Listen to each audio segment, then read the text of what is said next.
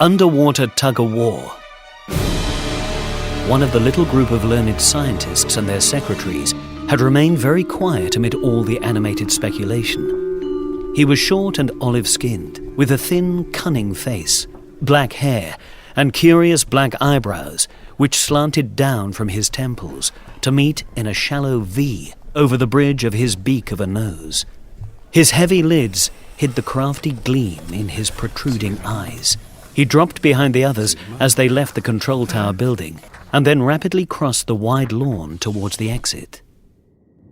Who's that guy? Search me, I thought he was with you.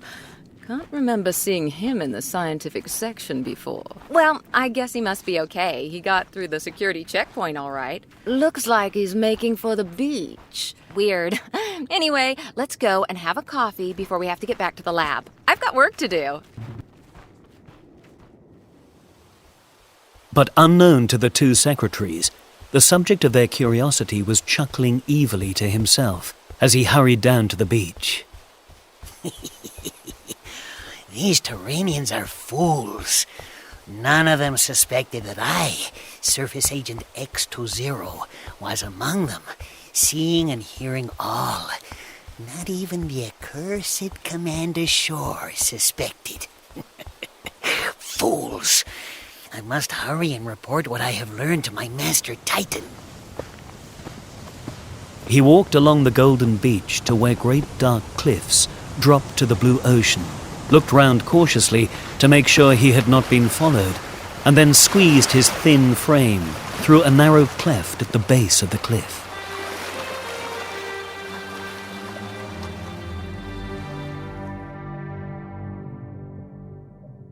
A few minutes later, a red craft, with a fish-like snout and fin-like veins protruding from its upper side, shot from an underwater cave and sped towards the Isle of Lemoy, where a century-old house stood on the top of a sheer cliff.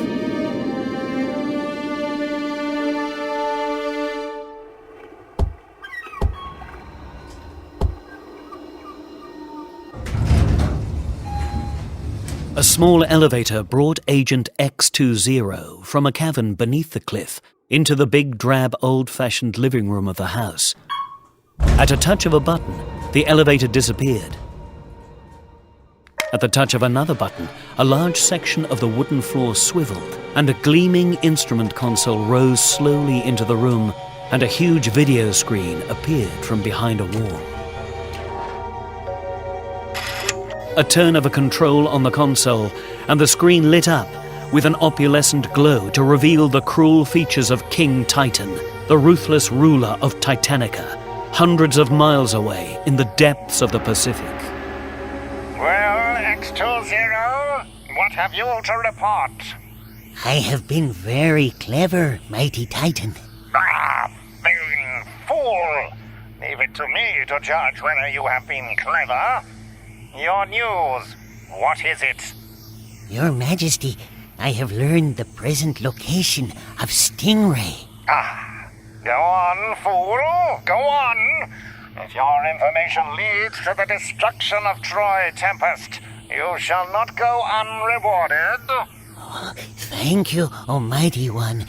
Stingray is even now in the South Pacific at Terranian position 135, reference 63. A Tempest has discovered a strange underwater vessel that baffles even the Terranian scientists who have seen an aquascan film of it.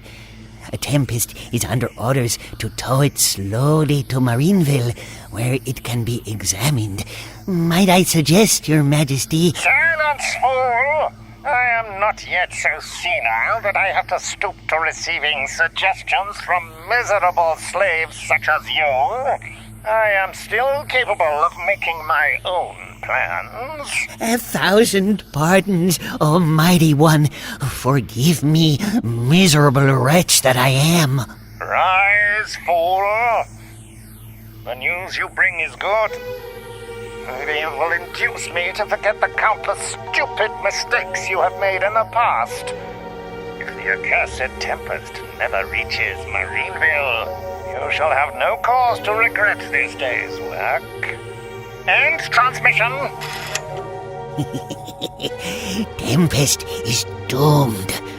This time my master will not let him escape.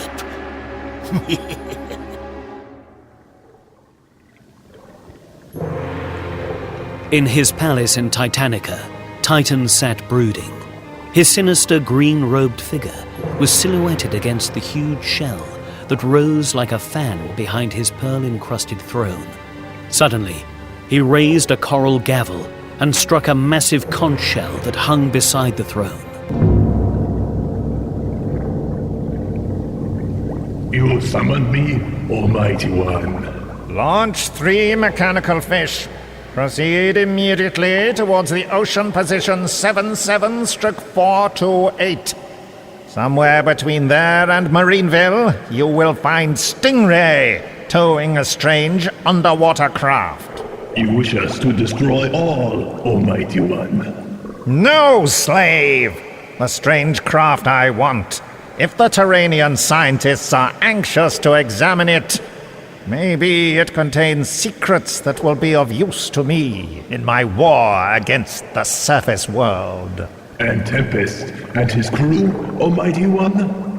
Bring them back to Titanica alive if you can. Then indeed my triumph would be complete. At all costs, Tempest must perish. But if it is possible, I wish to see him die slowly and painfully. It is a pleasure I have long promised myself. Go! Succeed in your mission or die! Yes, Almighty One.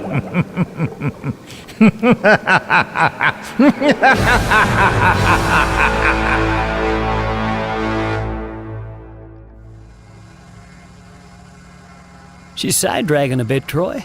One of those titanium horses must be catching the current. Okay, cut to rate 2. We've got to get this thing to Marineville in one piece, phones. Right to it is. Gee, we've been going 4 hours already, and we'll have to detour to avoid the Misano Ridge. Looks as though we're going to miss our leave spell. Guess it's worth it. Maybe we're salvaging a chunk of history. I just wish history wasn't so heavy. With 3 ropes, a bronze diving saucer, and that huge nylon net, we might as well have the parking brake on. I reckon we've towed heavier, but it's no easy patrol, all right. Makes me feel spooky when I think of that guy sprawled over that desk in there, just as though he's having a nap at the wheel. How long do you reckon he's been there, Troy? Well, if he's an ancient Greek, maybe 3,000 or 4,000 years. Whew, jumping jellyfish. That's hard to believe, pal. Bodies have been preserved longer than that. Those mammoths discovered under the Siberian tundra even had edible flesh. Just think of having an elephant steak a few million years old. You can have it. I'll stick to 21st century stuff. But those mammoths had been refrigerated in the ice. Something wrong? Getting a scanner reading. Something approaching pretty fast from port. It's big. It can't be one of our patrols. It's a sea creature, but it's still mighty big, maybe 80 feet across. Must be a whale. It's sure no whale, Troy. No vertebrae. Soft-bodied. Mollusk, I guess. Fore or aft? Aft! Hey! Look at the screen, Troy! At Phones' excited shout, Troy looked up. The amorphous shape of a strange creature on the video screen was vanishing slowly behind an inky black... What the blazes? Cut to cruising rate. You could be right about the mollusk. Looks like cuttlefish sepia, but 80 feet? They just don't come that big. I was hoping that ink cloud would clear, but it looks like it's getting thicker. I don't like this, Phones. Squids and things usually only eject their sepia when they're in trouble, to cover their retreat like a kind of smokescreen. Maybe he's scared of us, Troy. We're almost stationary. We're not making any headway. Something's holding us like an anchor. Should we increase our speed? Not yet. We can't risk damaging our precious cargo back there. Take over. I'm going to take a look outside. Okay, but take a Sprite. Don't trust the swim gear. Sure. And watch it. Maybe I ought to come with you. Stay with Stingray in case we've got to use a sting missile. Maintain course for now. Okay, but at this rate, it'll be backwards. Want to come, huh? Nothing doing, Marina. You stay here with phones and handle the Sting missiles if it comes to that.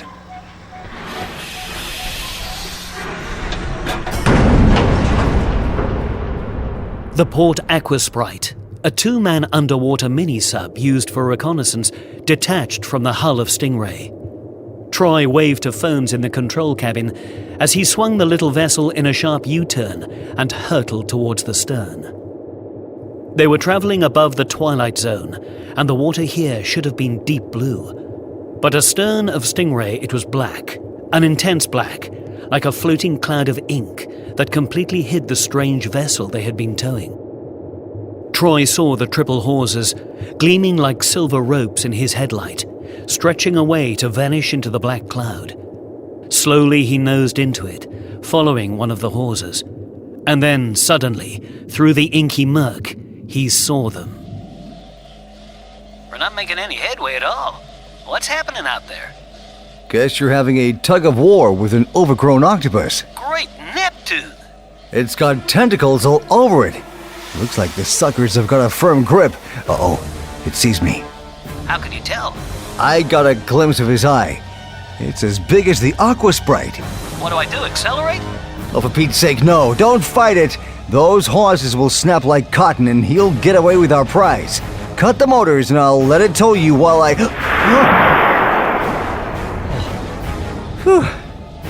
Oh, he knows all right. Knows? What happened, Skipper? He knows I want what he's got. He just took a swipe at me. If he gets a grip, he'd crush me like an egg. I sure don't fancy myself as a yolk. He's making water. The power of that creature must be colossal to tow that vessel and Stingray. What could have caused it to grow to such a size? Troy, something's moving in between us. It's not very big, but... Hold on. Troy turned the Aquasprite and hurried back towards Stingray.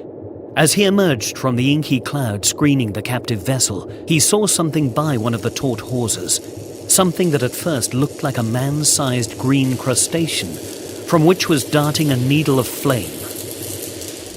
An aquamphibian. It's trying to sever the tow cable with a flame cutter. So, Titan was behind this. The aquamphibian swung up its weapon. Before it could take aim, Troy accelerated and rammed it full in the armored chest.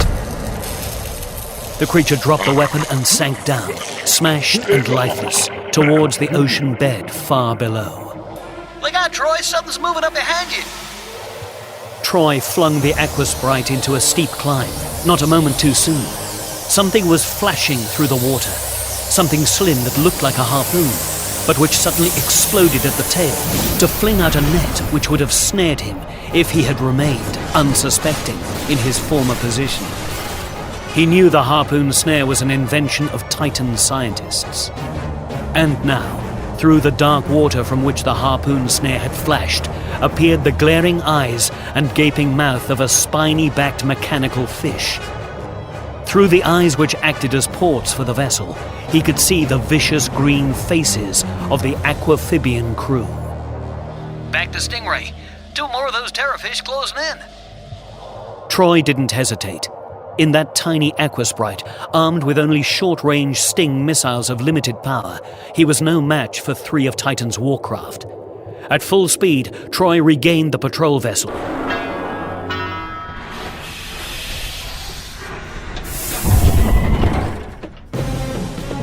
Cut off the tow hawsers' phones. We may lose that craft. It's that or us phones. We can't outmaneuver 3 terrorfish if we're anchored by that. Action stations.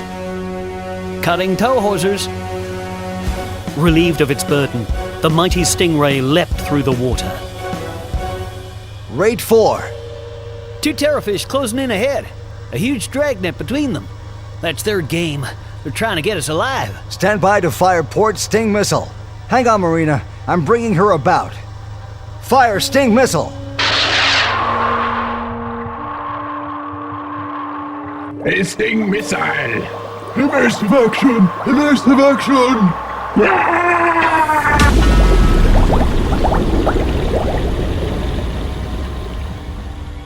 They dropped the net. They're making a run for it. Not for long. Left. Left 2 degrees. Fire!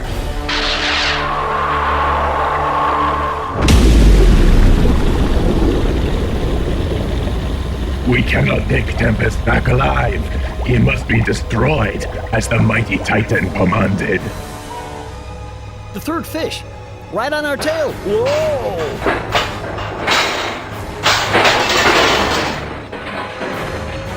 The scanners warned Troy that it was on his tail. He flung Stingray into a violent backward loop that strained every seam and slammed Ferns and Marina back in their seats. The Titan missile flashed beneath. His rugged face grim, he finished the loop and zoomed down on the Terrorfish's tail. Nice maneuver. If you'd delayed a split second... Tables turned, I guess. Prepare to fire. Fire!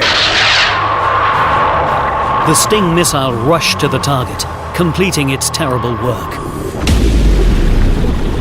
Stingrays swept through the debris and decreased to cruising speed. Any more vermin around, Phones? Guess not. Only thing that's registering on the scanners right now is that craft the octopus was playing ball with. Let's go and see if we can persuade Titan's little pet to give us our ball. That's just it, Captain. No giant octopus on the scanner either. It must have been under control from one of the terrorfish. I'm not sorry we didn't have to destroy it. It's not responsible for whatever that shark Titan's done to make it that size. Guess not. But I sure hope I never meet it taking a stroll along the bottom when I'm in swim gear. You'd have some job getting it out of your hair, pal. Okay, let's get the hosses hooked on again. Maybe we can make Marineville before Titan takes another crack at us.